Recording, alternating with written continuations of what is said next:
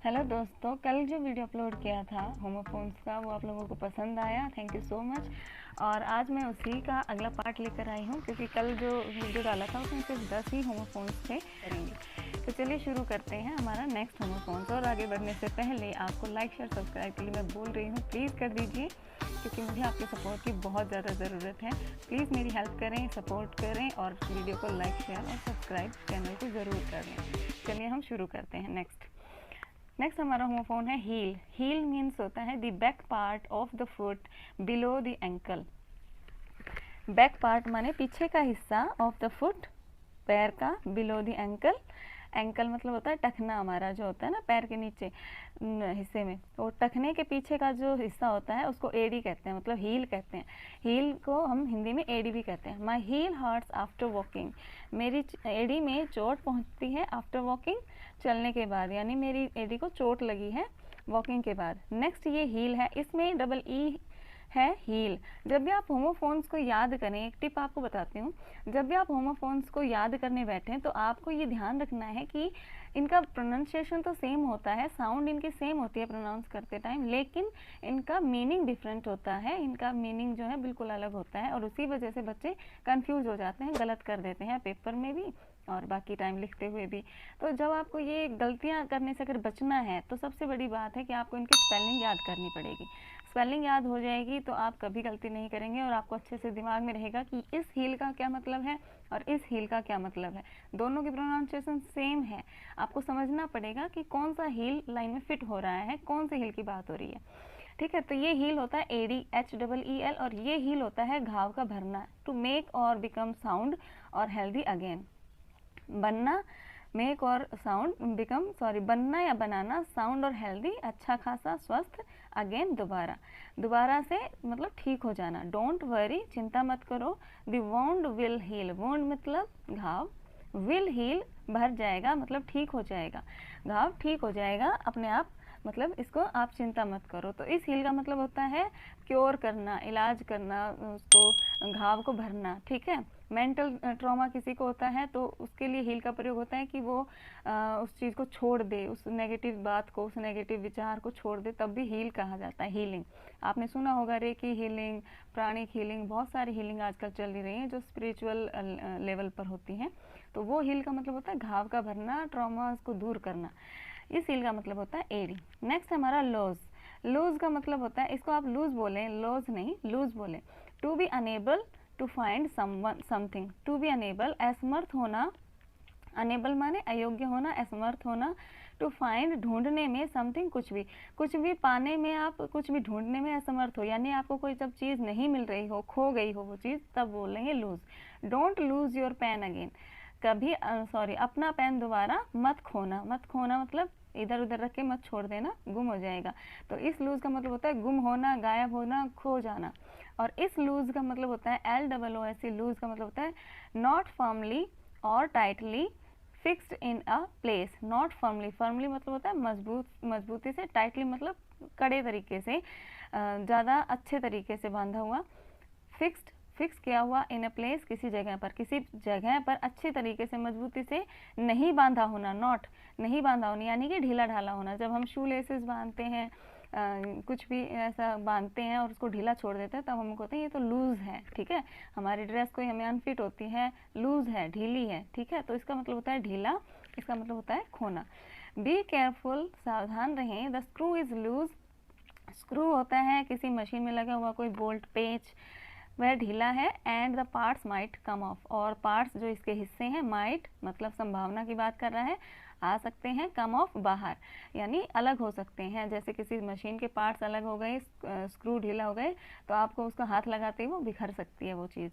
ठीक है, तो इसके लिए कह रहा है बी केयरफुल। तो इस लूज़ का मतलब समझ में आ गया, गुम होना। इस लूज़ का मतलब आ गया टाइट नहीं होना, मतलब ढीला ढाला होना। ठीक है, होमोफोन्स की सबसे अच्छी बात यह है कि इनकी प्रोनाउंसिएशन सेम है और जब हम इनकी एक्सरसाइज करते हैं ना तो दिमाग पे थोड़ा जोर डालना पड़ता है और बड़ा मज़ा आता है। और जब इनको पढ़ लेंगे, सारों को याद हो जाएगा, तो आपको पता चलेगा आपकी वोकैबुलरी कितनी ज़्यादा इम्प्रूव हो गई है, बहुत ही ज़्यादा इम्प्रूव हो जाएगी। आप अपने मन से जब इन शब्दों को यूज़ करेंगे, आपको पता चलेगा कि आपकी कितना कॉन्फिडेंटली आप इंग्लिश बोल पा रहे हैं, पढ़ पा रहे हैं।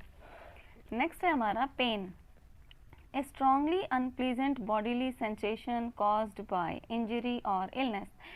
ये क्या कहता है? पेन। पेन का मतलब होता है दर्द वैसे, लेकिन इसको इतना बड़ा बना के बताया। स्ट्रांगली अनप्लीजेंट, बहुत ही शक्तिशाली। अनप्लीजेंट मतलब जिससे खुशी ना हो, मतलब दुखद। बॉडीली सेंसेशन, शारीरिक सेंसेशन, शारीरिक दर्द या शारीरिक अनुभव। कॉज्ड बाय, जो किसके कारण होता है? कॉज्ड बाय इंजरी, चोट के, या इलनेस, बीमारी के।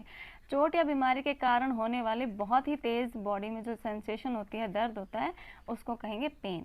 माई मदर इज इन पेन, मेरी माँ दर्द में है। Since she was hurt her foot, जब से, सिंस मतलब जब से उनके पैर को चोट लगी है, जब से उनके पैर को चोट लगी है वो बहुत ही दर्द में है। तो ये हो गया हमारा पेन मतलब दर्द। ये पेन, PAN पेन मतलब क्या होता है? Single sheet of glass in a window और डोर, किसी भी दरवाजे या खिड़की में जो पूरी एक कांच की दीवार लगी होती है, कांच का एक टुकड़ा लगा होता है, उस पूरे एक टुकड़े को हम पेन कहते हैं। विंडो में लगे होते हैं, खिड़कियों में, दरवाजों में, आपने देखा होगा जो आप कार के दरवाजों में शीशा होता है उसको भी हम विंडो पेन बोलते हैं। ठीक है, विंडो पेन इज ब्रोकन, जो खिड़की का शीशा है वो टूट गया है। नेक्स्ट है पीस। अब इस पीस का मतलब देखिए, फ्रीडम फ्रॉम डिस्टर्बेंस। फ्रीडम मतलब आज़ादी, फ्रॉम मतलब से, डिस्टर्बेंस मतलब उथल पुथल, डिस्टर्बेंस मतलब होता है इधर उधर कुछ गड़बड़ होना। ठीक है, तो किसी भी तरह की डिस्टर्बेंस से आज़ादी मिलना, पीस यानी कि बिल्कुल शांति होना। इस पीस का मतलब होता है शांति। वी वॉन्ट पीस नॉट वार, हम शांति चाहते हैं, युद्ध नहीं। ठीक है, और इस पीस का मतलब होता है टुकड़ा।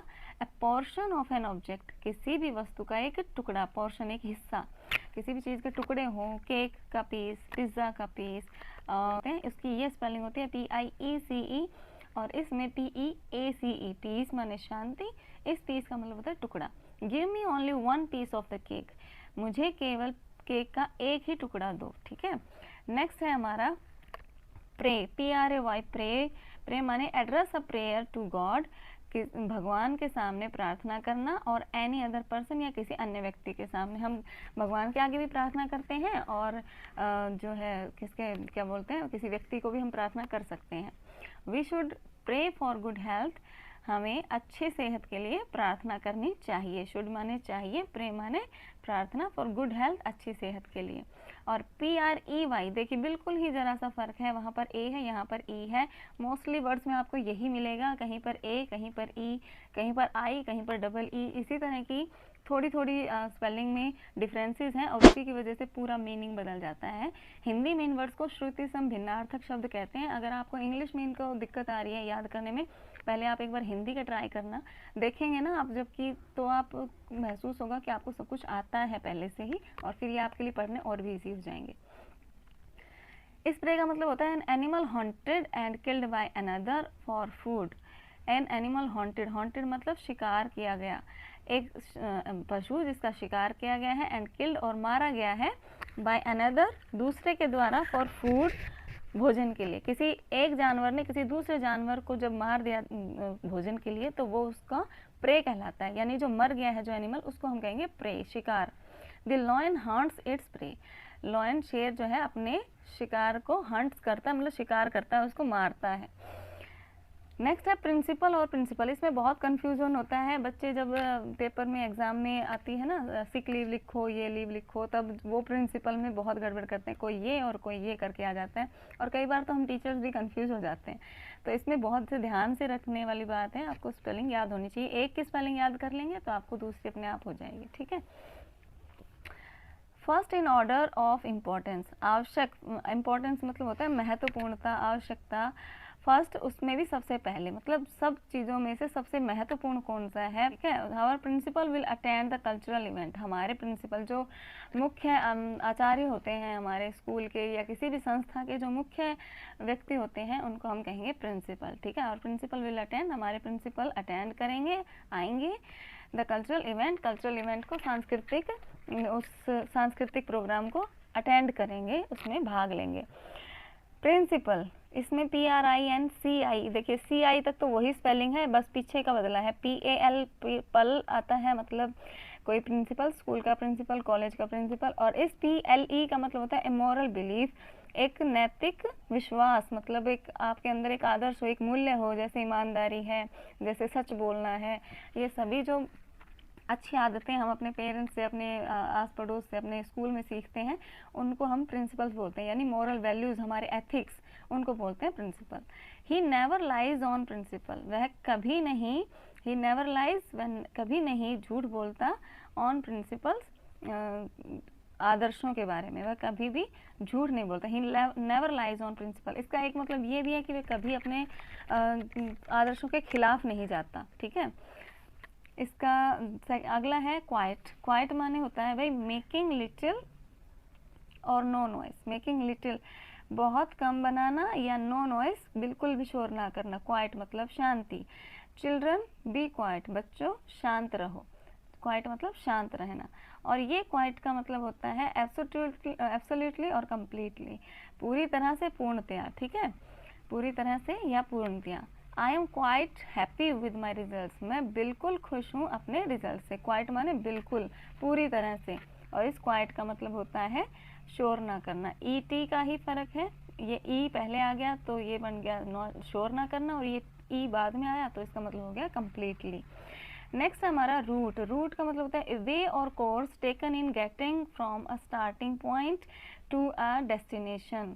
ए वे और कोर्स, वे या रास्ता मतलब एक ही है इसका कि रास्ता, टेकन इन गेटिंग लिया गया हो जो, गेटिंग फ्रॉम स्टार्टिंग पॉइंट किसी स्टार्टिंग पॉइंट से, टू ए डेस्टिनेशन किसी गंतव्य तक पहुंचने के लिए, कहीं भी जाने के लिए जो रास्ता हम लेते हैं उसको हम कहते हैं रूट। किसी भी रास्ते को क्या कहेंगे? रूट।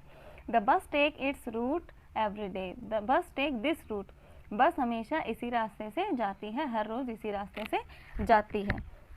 नेक्स्ट है रूट, ROOT रूट। अब इसमें तो आप स्पेलिंग को अच्छे से आइडेंटिफाई कर पा रहे होंगे, इसमें डबल ओ है। ए पार्ट ऑफ ए प्लांट, एक पौधे का हिस्सा, बिलो ग्राउंड जमीन के नीचे, दैट एक्ट्स एज सपोर्ट, जो कि एक सपोर्ट की तरह काम करता है, मतलब जड़, जो पौधे की जड़ होती है ना उसको हम बोलते हैं route. The root of a plant, एक पौधे की जड़, एब्जॉर्ब वाटर, पानी को सोख लेती है, फ्रॉम द सोइल, मिट्टी से। ठीक है, ये रूट हो गया जड़ और ये रूट हो गया रास्ता। हम डेली किस रास्ते से जाते हैं, किस रूट से जाते हैं, तब हम ये रूट प्रयोग करेंगे, और पौधे के बारे में बोलेंगे तो ये प्रयोग करेंगे। नेक्स्ट है हमारा स्टेयर। स्टेयर माने a set of steps, a set of steps, सीढ़ियों का एक सेट, बिल्ट बना हुआ, बिटवीन टू फ्लोर्स, दो फ्लोर्स के बीच में, दो ऊपर नीचे अगर बिल्डिंग है उनके बीच में ऊपर जाने के लिए जो सीढ़ियों की जो व्यवस्था होती है उसको कहेंगे हम stairs. There was water on the first stair, पहली सीढ़ी पर पानी था, पहली सीढ़ी पर पानी था। और ये स्टेयर देखिए, इसमें आई है, इसमें आई नहीं है, STARE स्टेयर। लुक फिक्स्डली, लुक फिक्स्डली मतलब लगातार एक ही जगह देखना, एट समवन किसी की ओर, और समथिंग या किसी वस्तु की ओर, विद आईज आँखों से, वाइड ओपन चौड़ा करके, मतलब आँखों को पूरी तरह खोल के, बड़ी बड़ी आँखें करके किसी चीज़ की तरफ या किसी व्यक्ति की तरफ लगातार घूरते रहना, इसको बोलेंगे घूरना, stare. He was staring at the sky, वह आसमान को घूर रहा था, व्हेन आई सॉ हिम, जब उसको मैंने देखा। नेक्स्ट है भाई हमारा सेल। सेल माने hand over in exchange for money. Hand over, hand over मतलब सौंप देना, इन एक्सचेंज बदले में, फॉर मनी धन के बदले में, धन के बदले में किसी चीज़ को किसी दूसरे व्यक्ति को दे देना, यानी कि बेच देना। बेचना ही होता है, पैसे लेता है दुकानदार हमसे और चीज़ देता है तो क्या करता है? बेचता है। They will sell this house, वे इस घर को बेचेंगे। विल है प्रेजेंट, सॉरी फ्यूचर, तो आगे आएगा, वे इस घर को बेचेंगे। और ये सेल, इसमें सिर्फ सी का फ़र्क है और इसमें एस है, दोनों की प्रोनाउंसिएशन सेम है, सेल सेल, लेकिन इसका मीनिंग अलग है। ए डिवाइस, एक यंत्र, यूज्ड फॉर करंट जनरेशन, आजकल की पीढ़ी के द्वारा जो यूज़ किया जाता है। Cell, a give me a pencil, cell for this table clock, cell जो घड़ी में डालने वाला सेल होता है उसको आप सेल बोलेंगे। यहाँ तक कि आप मोबाइल फ़ोन को भी अपने सेल फ़ोन बोलते हैं, यही सेल होता है वो सेल फ़ोन। तो आजकल जो जनरेशन यूज़ करती है घड़ी में डालने वाले सेल, बैटरीज में लगता है या किसी भी छोटे मोटे रिस्ट वॉच में भी लगता है, ये सेल वो सेल की बात कर रहा है। Give me a pencil cell, मुझे एक छोटा सेल दे, पेंसिल सेल होता है छोटा वाला cell, for this table clock, इस टेबल घड़ी के लिए। नेक्स्ट है स्टोरी। स्टोरी मतलब होता है भाई एन अकाउंट ऑफ इमेजिनरी और रियल इवेंट, स्टोरी माने होनी कहानी, एन अकाउंट ऑफ इमेजिनरी, काल्पनिक या सच्ची घटनाओं का खाका जो बताते हैं हम बच्चों को सुनाते हैं वो क्या कहलाता है, स्टोरी। ठीक है, तो उसको कहेंगे कहानी। I love to read story books, मुझे स्टोरी बुक्स पढ़ना पसंद है। आई लव टू रीड, मुझे पढ़ना पसंद है। और यहाँ पर स्टोरी की स्पेलिंग थोड़ी सी चेंज है, REY है, जहाँ पर नहीं था यहाँ पर है STOREY, storey. A part of building comprising all rooms that are on the same level. A part of building, किसी बिल्डिंग के हिस्से, कंप्राइजिंग ऑल रूम्स, जिसमें सभी रूम्स जो हैं कंप्राइज होते हैं, that are on same level, जो कि एक ही लेवल पर बने होते हैं। ठीक है, स्टोरी का मतलब होता है बिल्डिंग के तल कितने हैं, मतलब वो वो बिल्डिंग कितने फ्लोर की है। ठीक है, तो ये कहना है we live on the upper storey of this house, हम इस हाउस के, इस घर के अपर स्टोरी में रहते हैं। अपर स्टोरी मतलब ऊपर वाली बिल्डिंग में रहते हैं, ऊपर वाले तल में रहते हैं। स्टोरी का मतलब होता है बिल्डिंग्स, बिल्डिंग के तल जो होते हैं, कितने फ्लोर हैं वो। नेक्स्ट है देयर, THEIR, ये बहुत बार कंफ्यूज करता है मुझे भी। Their belonging to them, their माने उनका, जो कि उनसे संबंधित हो, उन्हें कहेंगे उनका। Their house is in block B, उनका घर है B ब्लॉक में, उनका घर B ब्लॉक में है। और ये देयर होता है ए प्लेस और पोजीशन, कोई वस्तु की जगह या उसकी स्थिति, उसका स्थान। ठीक है, there in the park you will see some cows grazing, there is in the park में you will see, आप देखेंगे some cows, कुछ गायों को, grazing, चरते हुए। आपको पार्क में कुछ गायें चरती हुई मिल जाएंगी, देखेंगे आप। मैं इस देर में इसलिए कंफ्यूज होती हूँ क्योंकि मैं इसमें और इसमें कंफ्यूज नहीं होती, मैं होती हूँ कि आई पहले आएगा या ई पहले आएगा, इसमें होती हूँ। लेकिन बहुत बार ठीक भी होता है मेरा, इस पर आप भी ध्यान से देख के याद कर लीजिए।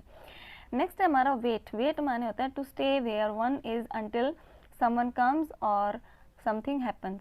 टू स्टे, ठहरना, वेयर, जहाँ पर, वन इज अंटिल, जब तक नहीं आ जाए, समवन कम्स, कोई व्यक्ति आ ना जाए, और समथिंग हैपन्स, या कुछ घटना हो ना जाए, किसी चीज़ का इंतज़ार करना, उसको हम कहेंगे वेट, इंतज़ार, WAIT, wait. We will wait for them, हम उनका इंतज़ार करेंगे, टू कम, आने के लिए, हम उनका इंतज़ार करेंगे आने के लिए। इस वेट को भी वेट ही बोलेंगे, WEIGHT, बिल्कुल ही डिफरेंस है, आप देख पा रहे हैं। मेज़र ऑफ हाउ, मेज़र माने माप करना, हाउ हैवी, कितना भारी, समबडी और समथिंग इज़, कोई व्यक्ति या कोई वस्तु है, किसी व्यक्ति या वस्तु में कितना वजन है, ये जानना, ये माप करना, इसको वेट कहलाता है। ठीक है, आप डॉक्टर के जाते हो, वेट करते हो, अपना वेट करते हो ना घर पे, वही वेट है, ये वजन करना। ठीक है, नेक्स्ट है हमारा वेस्ट। वेस्ट माने the area around the middle of the body, body के मिडल का जो एरिया होता है, यानी हमारी कमर, उसको हम वेस्ट कहेंगे। During floods the water was almost to the level of our waist, बाढ़ के दौरान द वाटर वाज, पानी था, ऑलमोस्ट, लगभग, the level of our waist, हमारी कमर के लेवल तक, हमारी कमर के हिस्से तक हमारा पानी आ रहा था उस बाढ़ में। नेक्स्ट है वेस्ट। इस वेस्ट का मतलब क्या होता है, स्पेलिंग देख रहे हैं आप, वेस्ट इसके अलग है। To use more of something than is necessary or useful, किसी भी चीज़ को आवश्यकता से या जितनी उसको उपयोग किया जाना चाहिए उससे ज़्यादा यूज़ करना, वो वेस्ट कहलाता है। डोंट वेस्ट वाटर, पानी को वेस्ट मत करो, यानी कि व्यर्थ मत करो। नेक्स्ट है वीक। लास्ट है हमारा वीक। नॉट फिजिकली स्ट्रॉन्ग, कमज़ोर, जो कि फिजिकली, शारीरिक रूप से मजबूत ना हो, शक्तिशाली ना हो, यानी कमज़ोर हो, उसको कहेंगे weak. She became weak after the illness, वह कमज़ोरी में आ गई, या वह कमज़ोर बन गई बीमारी के बाद में। और ये है वीक, डबल ई के वीक, WEE के। ए पीरियड ऑफ 7 डेज, 7 दिन का, 7 दिनों का एक समय, एक period, from Sunday to Saturday, Sunday से सैटरडे तक, यानी कि एक सप्ताह को इस वीक से कहा जाता है, और वो वीक होता है कमज़ोर। We are going to Goa this week, हम इस सप्ताह गोवा जा रहे हैं। दोस्तों बहुत मेहनत लग रही है इन वीडियोज़ को बनाने में, आपके लिए अच्छा कंटेंट ढूंढने में। प्लीज़ सपोर्ट कीजिए, प्लीज़ हेल्प कीजिए, और चैनल को सब्सक्राइब ज़रूर कीजिए। डिस्क्रिप्शन को चेकआउट करना बिल्कुल मत भूलिएगा, क्योंकि बहुत सारी प्लेलिस्ट हैं, इंग्लिश की, डेली यूज़ इंग्लिश की, ग्रामर की, प्रीपोजिशंस की, बहुत सारी हैं, तो आप उनको ज़रूर चेकआउट कीजिएगा। आपको अपने मतलब की वीडियोस बहुत सारे मिलेंगे। साथ ही मेरे चैनल को शेयर करके, वीडियोस को शेयर कीजिएगा, ताकि और लोगों को भी इसका फ़ायदा मिल सके। और सब्सक्राइब करने के बाद बेल बटन को क्लिक करके ऑल पर क्लिक कर दीजिएगा, ताकि अगला नोटिफिकेशन आप तक पहुंच सके, अगली जब भी मैं वीडियो अपलोड करूं आपको खबर हो सके।